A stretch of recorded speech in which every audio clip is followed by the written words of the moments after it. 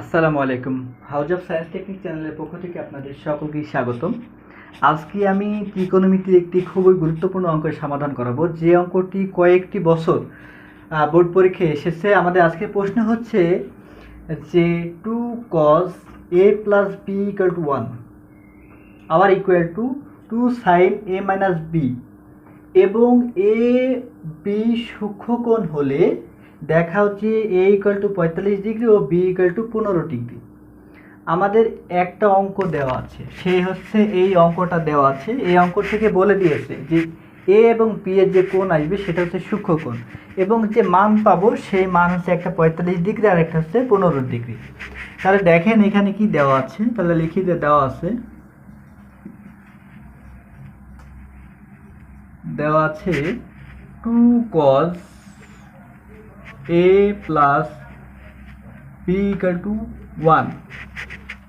এটা হচ্ছে 1 নাম্বার, যদি লিখি 1 নাম্বার।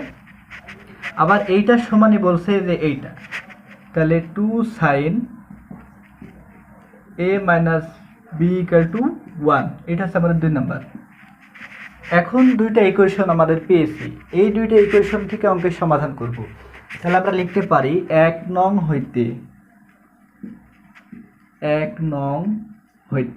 কি আছে 2 cos a plus b equal to 1। তাহলে cos a plus b equal to half. কেন হাফ হলো? এই যে 2 এই পাশে গুণ ছিল, আমরা ডান পাশে নিয়ে গেলাম, বাম পাশ থেকে সেটা কি ভাগ হয়ে গেল।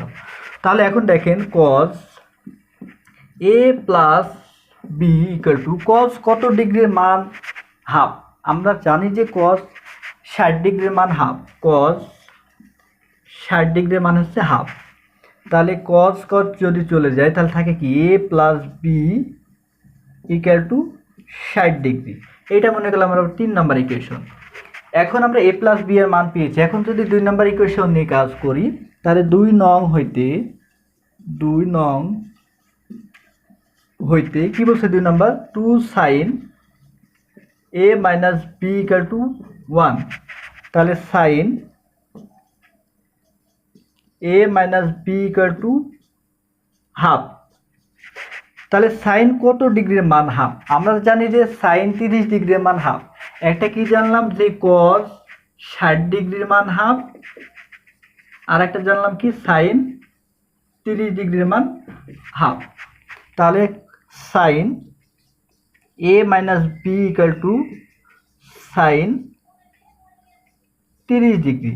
অতএব a minus B equal to 30 degree. এইটা দিলাম আমরা 4 নাম্বার ইকুয়েশন। এখন আমরা 4টে ইকুয়েশন পেয়েছি। এখন আমরা এই অঙ্কের সমাধানের জন্য a আর b এর মান বের করব। a এর মান একটা, b এর মান একটা। তাহলে আমরা 3 নাম্বার আর 4 নাম্বার ইকুয়েশন থেকে যদি কাজ করি, তাহলে আমরা এই অঙ্কের সমাধান পেয়ে যাব। দেখেন আমরা কিভাবে অঙ্কের সমাধান করি। একবার করব যোগ, 3 নাম্বার 4 নাম্বার একবার করব যোগ, 3 এর থেকে 4 একবার করব বিয়োগ। তাহলে আমরা দুইটা অঙ্কের মান পেয়ে যাব। এখন 3 নাম্বার আর 4 নাম্বার সমীকরণ যদি যোগ করি তাহলে কি আসে দেখেন, 3 ও 4 যোগ করে 3 নাম্বার ইকুয়েশন কি ছিল a plus B equal to 60 degree, আর 4 নাম্বার ছিল হচ্ছে a minus B equal to 30 degree. তাহলে দুইটা যদি যোগ করি তাহলে কি আসে দেখেন, মাইনাস বি প্লাস বি, এই দুইটা কেটে যায়। তাহলে থাকে কি 2a ইকুয়াল টু, যেহেতু যোগ করছি 30 আর 60 যদি যোগ করি তাহলে হয় কত 90। অতএব a ইকুয়াল টু 90 ভাগ 2, তাহলে কত হয় a ইকুয়াল টু 45 ডিগ্রি। দেখেন এর মান আমরা কিন্তু অলরেডি পেয়ে গেছি। কি করলাম? এটা যোগ করে। এখন যদি 3 ও 4 বিয়োগ করি তাহলে কি আসে? 3 নম্বরে বলছিল যে a plus B equal to 60 degree, 4 নম্বরে বলছে যে a minus B equal to 30 degree. এখন এটা কি করব? বিয়োগ করে। যদি বিয়োগ করলে আমরা জানি যে চিহ্নের পরিবর্তন হয়, বিয়োগ করলে চিহ্নের পরিবর্তন হয়। তাহলে দেখেন এর বিপরীতে কি আছে? প্লাস। তাহলে আমরা হবে কি, এখানে চিহ্নের পরিবর্তন হলে মাইনাস, বি এর প্রান্তে কি আছে? মাইনাস, তাহলে হবে কি প্লাস, 30 এর প্রান্তে আছে প্লাস, হবে হচ্ছে মাইনাস।